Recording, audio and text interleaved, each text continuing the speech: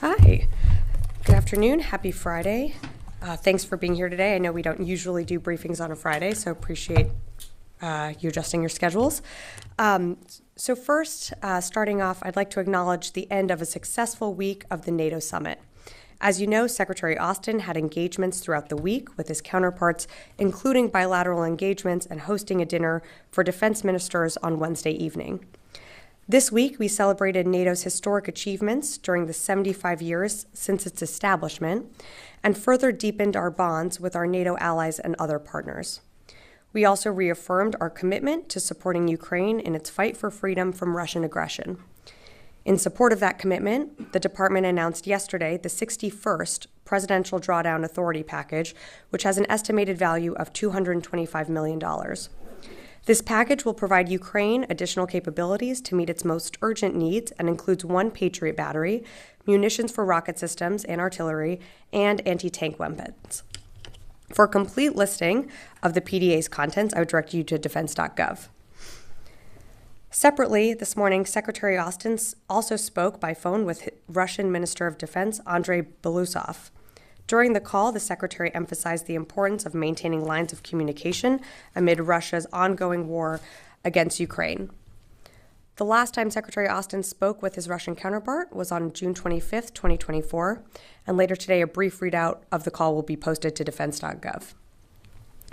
And finally, I'd like to provide an update on the temporary pier, or the Joint Logistics Over-the-Shore capability that has been used to surge humanitarian assistance into Gaza. On Wednesday, U.S. Central Command personnel attempted to re-anchor the temporary pier to the beach in Gaza to resume humanitarian operations. However, due to technical and weather-related issues, CENTCOM personnel were unable to re-anchor the pier to the shore. The pier, support vessels and equipment returned to Ashdod and will remain there for now. A re-anchoring date has not yet been set at this time. To date, more than 8,000 metric tons, or nearly 20 million pounds of humanitarian aid, have been delivered from the pier to the marshalling area where it can be collected by humanitarian organizations for onward delivery and distribution. As we said when we first announced this, the pier is part of a comprehensive response to the humanitarian situation in Gaza. In addition to enabling the delivery of life-saving aid, implementation of JLOTS has enabled the development of Cyprus as a port for inspections and deliveries directly into Gaza. Aid can now be inspected in Cyprus and delivered directly into Gaza through Israel's Ashdod port and crossings in the north. The deployment of this pier has also helped secure Israeli commitment to opening additional crossings into northern Gaza. Since the opening of these crossings, we've seen more trucks moving from Jordan directly into northern Gaza to help alleviate the dire humanitarian conditions. As we announced yesterday, the pier will soon cease operations, with more details on that process and timing available in the coming days. We're very proud of our service members and all those supporting this effort and who have enabled vital humanitarian assistance to get to those in Gaza who need it most. Without a doubt, lives have been saved because of their work and commitment under very challenging conditions. And as hundreds of thousands of people continue to face emergency levels of food insecurity across Gaza, the United States will continue to take all possible action to ensure increased aid flows are sustained at the scale needed to meet the needs on the ground. As we've said from the beginning, DoD will continue to work closely with USAID and others in the Middle East region to support these important efforts. And with that, I'd be happy to take your questions. I believe we have AP joining us on the phone today, so I'll turn it over to Tara Kopp. Hi, Sabrina. Thanks for doing this. So just on the pier, you said no decision has been made on it, but it sounds like it might just be too much between the sea states and the small amount of aid left to make it make sense to reattach. Is that kind of the deliberations that you guys are going through right now? Thanks, Tara, for the question. So certainly sea states environmental factors are going to be taken into consideration when it comes to the re-anchoring. Again, as I said at the top, a re-anchoring date has not been set at this time. When and if that does happen, we'd be, of course, certainly to keep you updated on that front. And did you have another one? I do, a couple. But is one of the options you're thinking is just at this point, because the weather's going to get worse and you've never really been intending to have it last later in the summer anyway, that this might be the end of the pier. Yeah, appreciate the question. Again, can't predict the weather. It's something that we are assessing day by day. We know for the next few days there are going to be higher sea states that would not allow a re-anchoring to be possible. Again, at this time, I just don't have more information to provide on when and if a re-anchoring date has been or will be possible. If a re-anchoring does happen, of course, as we always do, we would read that out to you. And anything additional? And then I'll come in the room. Just one last, does the Pentagon have any of its own intelligence corroborating that Russia tried to assassinate arms makers, Western arms makers who are assisting with the effort in Ukraine? And was this brought up in Austin's call with his counterpart? Thanks, Tara, for the question. In terms of any further details on the call, I'm just not going to be able to provide that at this time. I think what you're referring to is I've seen some of those reports. Of course, we always, with any of our allies and partners, always share intelligence and information, but I just don't have more to add at this time as well. I'll come in the room. Warren. One peer question and then one question on the call with the Russian counterpart. Whose decision was it to end or not extend the peer operation? Is that a General Kirilla decision? Is that SecDef or is that the president? And when was that decision made? To end. So as we always said, the peer is temporary. A decision, it's not just one person, it is a collective decision that is made. And of course, a recommendation comes up from the commander all the way up to the secretary. We always said that this peer was temporary, and given the sea states, the weather conditions that we know were always going to get worse throughout the summer, the mission of the pier will be concluding at some time soon, but I just don't have an exact date for you. And then on the call with the Russian counterpart, with Minister Belousov, this is now 2 calls in 2.5 weeks. Was this one also initiated by Secretary Austin? And it certainly seems like these are more common than they've been over the course of 2.5 years. Of the last 2.5 years, is this to be expected to continue? Will there be a more regular pace of discussions here between the two? This call was initiated by the Russian Minister of Defense. In terms of future calls, of course, nothing to announce. But as the Secretary has said, and what I also mentioned at the top, is that maintaining lines of communication is incredibly important right now. And so if there are future calls, we'd read those out as well. Was there any specific reason given about why? I just don't have any more to provide at this time. Liz. Thanks, Sabrina. President Zelensky has insisted that lifting all restrictions so Ukraine can strike military targets within Russia would be a, quote, game changer, and that Ukraine needs to hit those targets and able to win. What's the Pentagon's assessment of that? So I think the president spoke to this very directly yesterday at his press conference. Our policy hasn't changed. We do allow those cross-border strikes when Russia is attacking from the other side of the border. And as the war has changed, we have changed, our policies have adapted. And you've seen that play out in Kharkiv, and it could expand into other areas. But right now, we have not authorized the use of ATACMS for deep strike capabilities within Russia. And I have to remind you, they have other long-range capabilities that are not provided the United States. But in terms of our policy, that has not changed. So what's this coming from then? Because throughout the week at the NATO summit, Zelensky was pretty adamant that this is a game changer. So is that just not true? Look, of course, you're going to advocate on behalf of your country. We don't take any issue with that. Our policy still remains the same. We believe that Ukraine continues to be successful in the battlefield. With our policy in place, we've been able to see them hold and strengthen their lines around Kharkiv.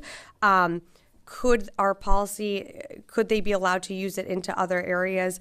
We're always adapting. And as the war has changed, our policy has changed. But of course, we are always mindful of escalation, and that's something that is the reason why we have the policy the way it is. Konstantin. Thanks, Sabrina. You mentioned, you sort of said that if the pier is re-anchored twice, is there a world where the re-anchoring attempts are scrubbed and this is the pier has done the last work it will do? It really depends on the sea states and the environment. And right now, obviously, I can't predict that. What we are committed to is making sure that every single piece of aid, metric ton of aid that is in Cyprus is moved into Gaza. So whether that be through the port of Ashdod or through the temporary pier, no matter what, the aid that was assembled will get to the people who need it most. And can you just speak a little bit more into about the decision-making process to cease operations? Was that because of these challenges with the sea state and the environmental factors, or was it because aid in Cyprus is dwindling and nearing, sort of the end of that? Well, I think it's important to remember that we always said this was a temporary operation. It was always going to have an end date. That exact end date, I don't have for you right now, but we'll keep you updated on that. I think it's also really important to remember that during the course of the time that JLOTS has been operating, we acknowledge that there have been bumps in the road. We have had to take it offline. There have been repairs that needed to be made. But you cannot discount the fact that we were able to get nearly 20 million pounds of aid into Gaza and for onward distribution. We got it in, of course, to the marshalling area. That aid is going to save lives. So I think it's important to remember that in the context of the temporary pier, one, it was always going to have an end date. Two, we're working on other avenues in ways with USAID to get aid into Gaza. And then three, of course, this was always going to be a temporary method. I will go back to the phones and then happy to come back into the room here. Idris, Reuters. Yeah, two quick questions. The White House earlier this week announced some long-range fires being moved to Germany, sort of, on and off, and then eventually being placed there in 2026. What's the message the U.S. is trying to send with those long-range fires in Germany? And secondly, the announcement was made by the White House. Unless I've missed something, the Pentagon has not put anything out on that. Is there a new policy that the White House is going to announce force posture movements, not the Pentagon? If you could give any more details on that. Thanks, Idris. Well, the president was leading the NATO summit this week. He announced it. We, of course, when rotations happen, we do announce that either in a statement or reading it out from the podium. But again, as you mentioned, this is not something that's happening until 2026. So give us a little time here. As you also mentioned, these are episodic deployments and will help inform planning for ensuring future stationing. And we are, in terms of the message that it sends, we are working in close collaboration with the German government and the army to continue to finalize these details. But it is about shoring up support within Europe. And that's something that not only you saw with this announcement, but with what the president and the secretary in their engagements with NATO, with their counterparts at the NATO summit all this week. Okay, I'll take another one from the phone here. Jeff Schogel, Task and Purpose. Thank you very much. And I stand with all the Military Times reporters and Sightline Union reporters laid off today. I understand if you have to take this question. When the president said that U.S. and Chinese military leaders now have direct access, did he mean there's now a hotline between U.S. and Chinese leaders, or that mill-to-mill communications have reset to a time before Speaker Pelosi visited Taiwan? Thank you. Thanks, Jeff, for the question. I don't have to take that question. I would refer you to the White House to speak more to the president's comments. Last question, Jeff Selden, VOA. Sabrina, thanks. The UN this week issued a report on Afghanistan, and it indicated al-Qaeda is sending more operatives there and opening new training camps. It also said that ISIS-K has managed to infiltrate some of the Taliban ministries and also push into Central Asia, and is even running a special ops force in Iran. How concerned is the Pentagon about al-Qaeda and ISIS-K operations out of Afghanistan? And what, if anything, at this point, is the Pentagon doing to push back? As a second unrelated question, has the Pentagon been impacted at all by the AT&T breach that was disclosed? If so, what is the Pentagon doing to mitigate? Thanks, Jeff, for the question. On the AT&T breach, I'm not aware of an impact to the department, but of course this is developing in real time. So if there is an impact, we can let you know on that.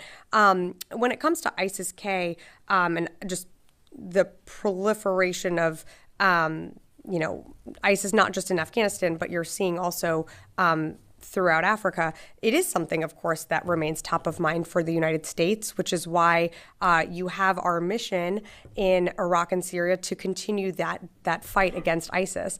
It's something that we continue to monitor, and whether it be from AFRICOM or CENTCOM, it's something that we take very seriously. So, of course, we're concerned with any proliferation of any plots or plans against U.S. service members or our partners and allies around the world, and it's something that we're going to continue to watch. All right, I'll come back in the room here. Yes, and then I'll come over to you, Sai. Yeah. You said that the surge of aid had saved lives. It's estimated that the amount that was unloaded into the marshalling area was the equivalent of 1 day of pre-war aid delivery into Gaza. Of that, then, do you know how much actually reached the people off Gaza? Whose lives were saved? How many? So in terms of, maybe I can explain to you our role in distributing aid and then what USAID's role and WFP and the UN is. So what we have done is facilitating the aid getting into the marshalling area in Gaza. Once it gets to the marshalling area, it gets distributed out by WFP or contracted drivers that USAID has been in close coordination with. It goes into distribution centers within Gaza and then gets further distributed out. I don't have a count for you of how many lives have been saved, but what I can tell you is that people are hungry. There are people in need of that food. And we delivered nearly 20 million pounds of food to the people in Gaza. So we are saving lives. I think it's important to remember that. And what you saw with our forces is running towards the problem.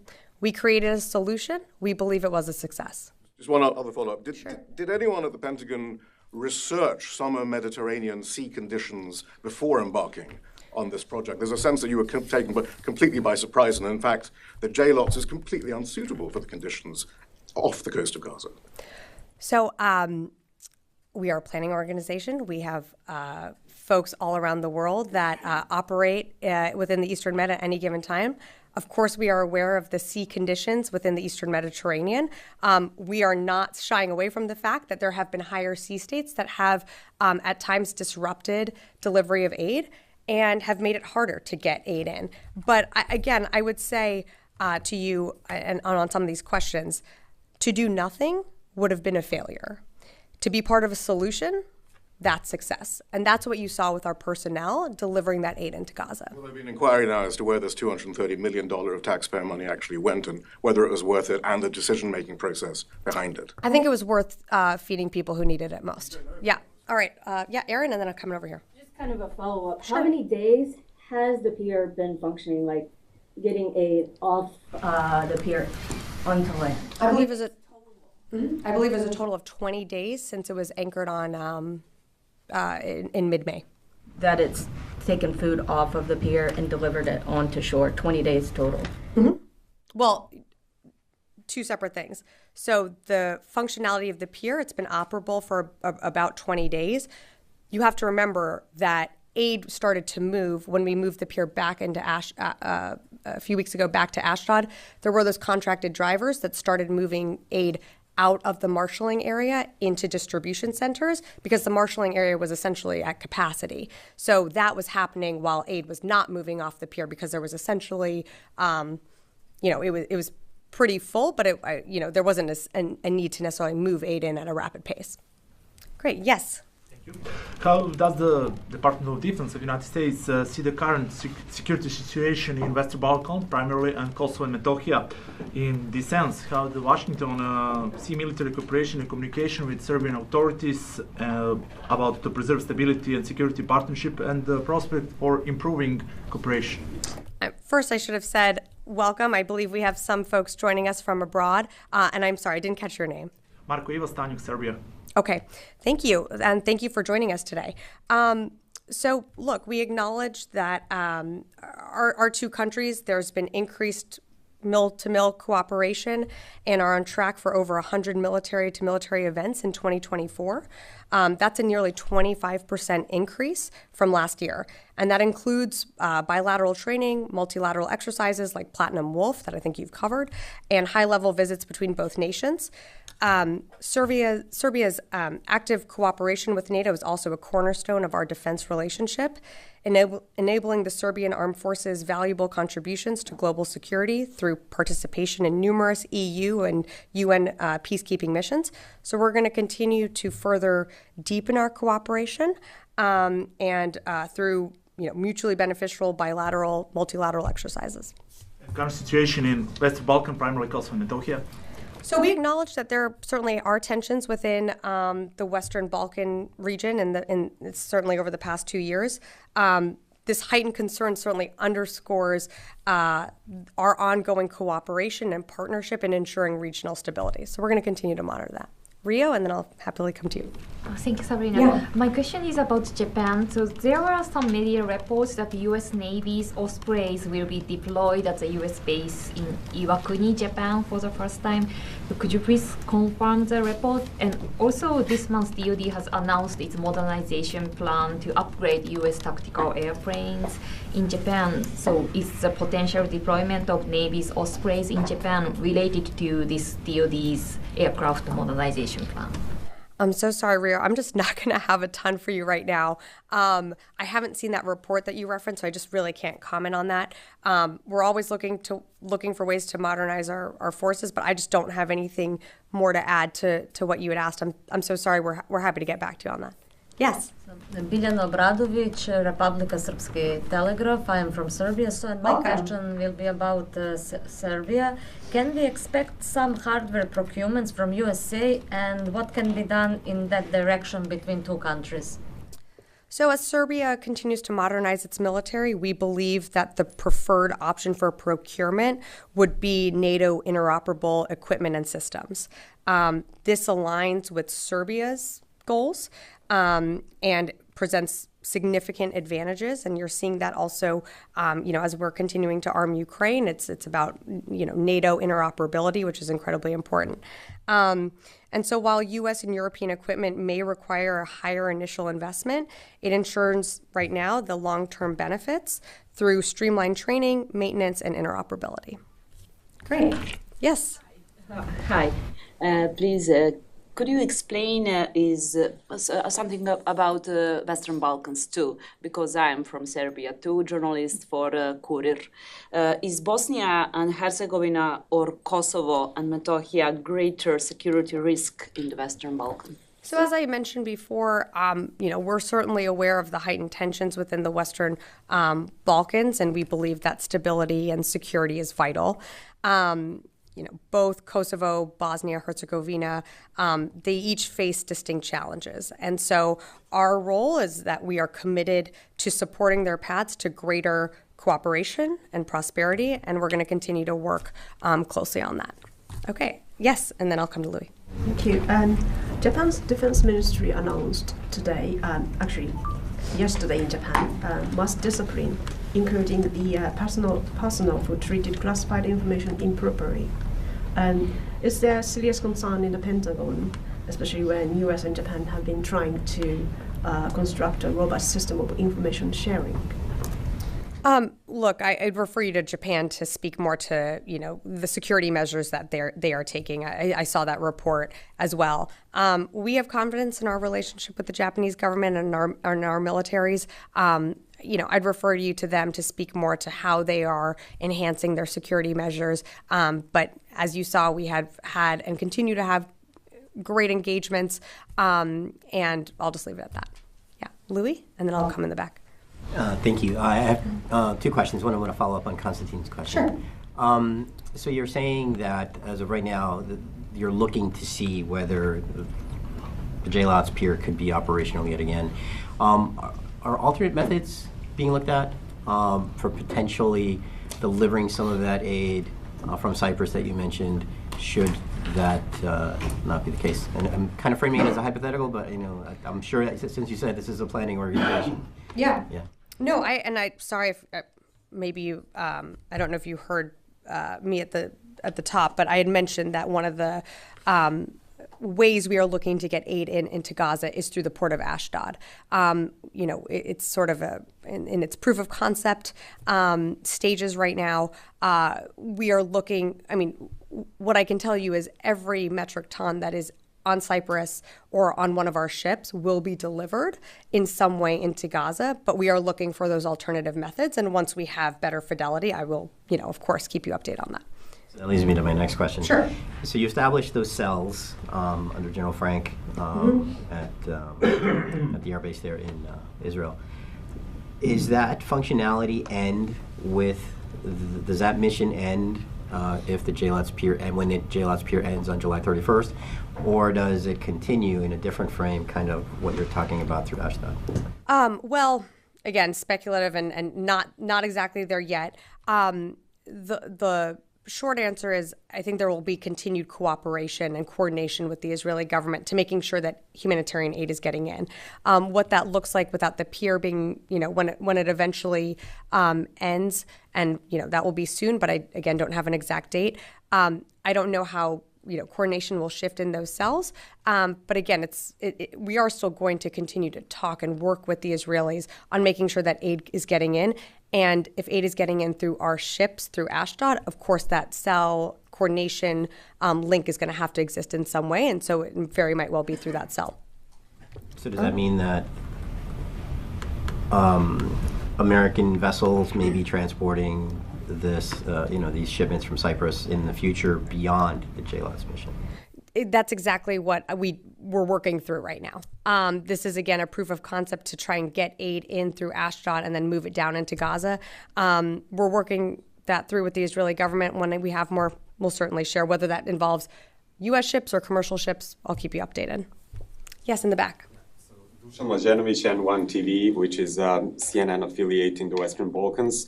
You just mentioned that Serbia is sending arms to Ukraine. Do you know what type of ammunition? No, I didn't mention that. I was talking about NATO interoperability. So I don't have anything for you on that. I'd let Serbia speak to their assistance.